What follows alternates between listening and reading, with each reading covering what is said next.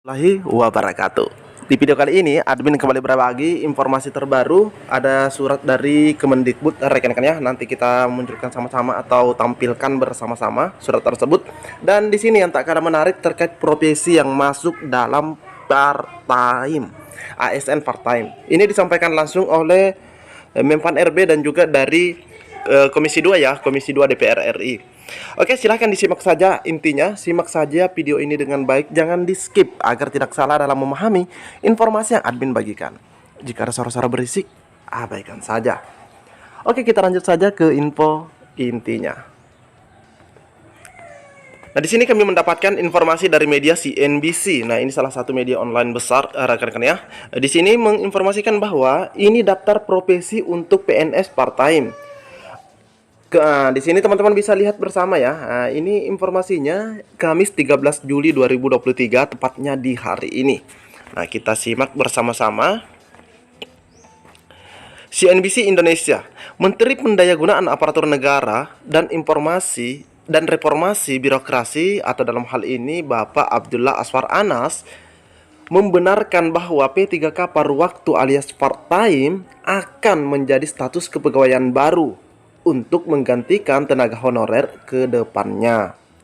Nah, seperti diketahui bahwa tenaga honorer itu akan dihapus pada November, lebih tepatnya pada tanggal 28 nanti, 28 November. Adapun P3K paruh waktu akan mengacu pada ketentuan yang akan dibuat dalam rancangan undang-undang yang merevisi Undang-Undang ASN atau rancangan Undang-Undang ASN. Saat ini pembahasan secara teknis tentang formasinya hingga mekanisme penggajiannya terus dilakukan. Nah, harapan kita semoga saja gajinya besar, formasinya banyak, dan rekrutmennya atau teknis pengangkatannya itu lebih mudah. Nah, rekan-rekannya itu harapan kita pastinya. Serta tidak ada istilah mungkin batas kontrak, mungkin bisa disamakan dengan pegawai negeri sipil, pokoknya sampai batas usia pensiun. Itu yang kita harapkan juga rekan-rekan ya. Anas mengungkapkan kebijakan ini menjadi kepastian terhadap 2,3 juta tenaga honorer yang akan dihapus pada 28 November 2023 mendatang. Tidak kehilangan pekerjaan. Jadi 2,3 juta ini agar tidak kehilangan pekerjaan, tidak pendapatannya menurun, hingga bengkaknya anggaran pemerintah untuk mengakomodir mereka. Itu alasan sehingga muncul ide ya. Ide atau apa istilahnya rekan-rekan, program mungkin ya.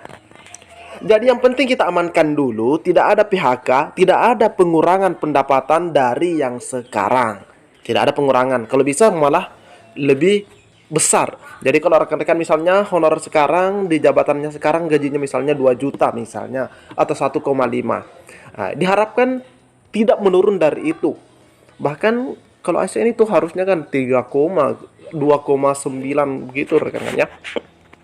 Ini disampaikan Pak Anas saat ditemui di DPR RI pada hari Kamis 13 Juli 2023, tepatnya di hari ini. Jadi sangat-sangat baru informasi ini. Adapun Anas mengungkapkan jenis pekerjaan. Ini jenis pekerjaan yang akan dilimpahkan ke P3K part-time.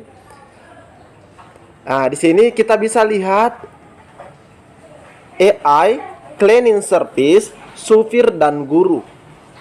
Wah, yang terakhir ini bikin ini rekan-rekan ya. Kok guru masuk juga rekan-rekan ya? Guru. Jadi di sini yang akan ya, meskipun di sini masih ada kalimat yang akan dilimpahkan ke P3K part-time, yaitu yang AI yang sekarang kerja-kerja mungkin bisa dialihkan ke sana. Terus ada cleaning service, ada supir dan ada guru, rekan-rekan ya. Kayak cleaning service kan enggak harus dari pagi sampai sore, Tapi kalau guru ada ya. Kan enggak harus dari pagi sampai sore. Oke lah, itu cleaning service. Sehingga dimungkinkan. Tapi itu kan masih dalam konsep. Nah, ini juga teman-teman harus ingat. Itu kan masih dalam konsep. Dimungkinkan salah satunya ada konsep paruh waktu. Oke. Coba kita ulang lagi rekan-rekan ya. Kayak cleaning service, kan enggak harus dari pagi sampai sore kerjanya, sehingga dimungkinkan. Tapi itu kan masih dalam konsep. Tidak dimungkinkan, salah satunya ada konsep paruh waktu. Ini disampaikan oleh Pak Anas. Selanjutnya, anggota Komisi 2 DPR, yaitu Gus Fardi Gaus, mengungkapkan bahwa tipe-tipe formasi yang akan masuk dalam kriteria P3K paruh waktu juga sudah disiapkan. Wow, sudah disiapkan rekan-rekan ya. Sudah disiapkan, terutama sesuai dengan tipe-tipe pekerjaan selama ini diisi oleh tenaga honorer di pemerintahan, baik di tingkat pusat ataupun daerah. Nah, di sini ada lagi nih kata seperti supir hingga tenaga kebersihan, Nah, jadi kalau Komisi 2 di sini mengatakan seperti supir hingga tenaga kebersihan, ya sama ya yang di atas yaitu cleaning service. Bisa juga. Ya, macam-macam. Bisa saja kan supir. Nah, di sini dia menggunakan kalimat bisa saja kan supir, cleaning service, dan bentuk-bentuk kegiatan lain yang bisa dikaji dari pihak pemakai honorer selama ini. Enggak semuanya kan orang kantoran. Ini disampaikan oleh Gus Pardi kepada media CNBC pada 12 Juli. Selain itu dia menekankan untuk guru hingga kesehatan juga memungkinkan. Jadi di sini masih kata mungkin, semoga saja tidak masuk rekan-rekan ya. Dia menekankan untuk guru hingga tenaga kesehatan juga memungkinkan untuk masuk menjadi ASN dari unsur P3K paruh waktu. Selain PNS dan P3K paruh waktu, yang jelas Gus Fardi menegaskan unsur P3K paruh waktu sudah termuat dalam rancangan undang-undang ASN terbaru, karena pembagian unsur ASN itu menurutnya penting diatur dalam undang-undang.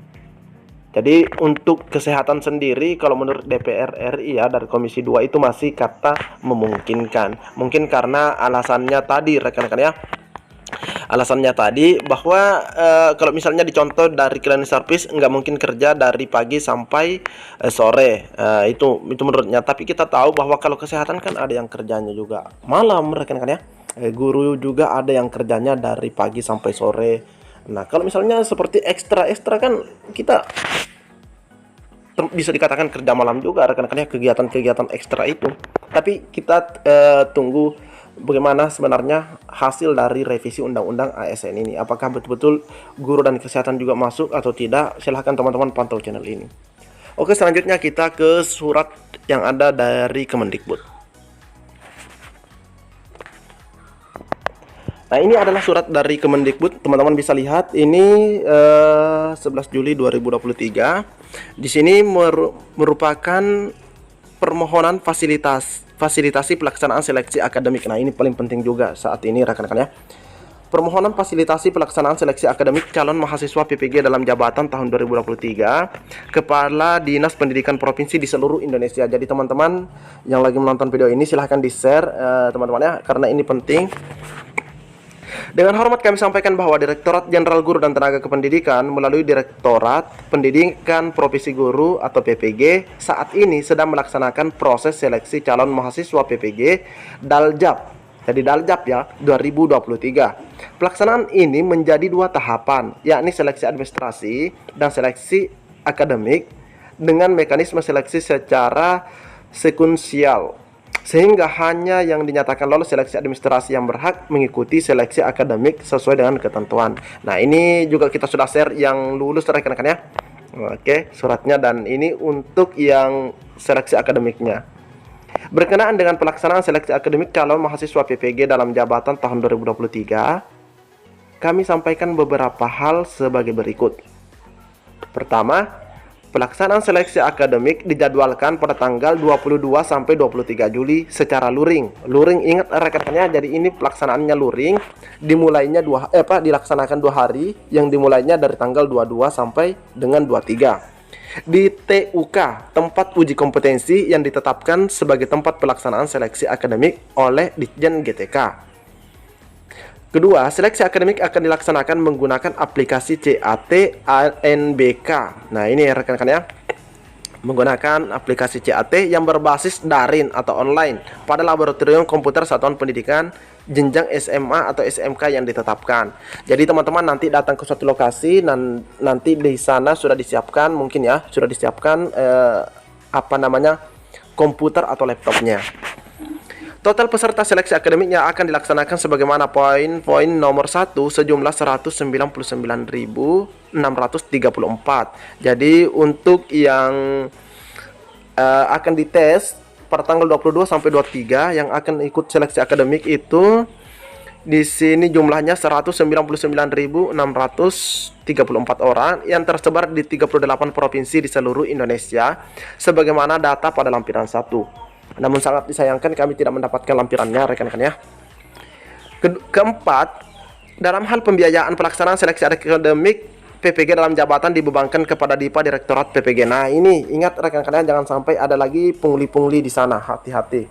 Ini semuanya sudah ditanggung oleh pusat ya, Direktorat PPG. Maka Ditjen GTK melalui Direktorat PPG akan menetapkan tim teknis pusat, tim teknis provinsi, dan tim pelaksana di TUK yang akan bertugas selama proses penyiapan dan pelaksanaan seleksi akademik ini.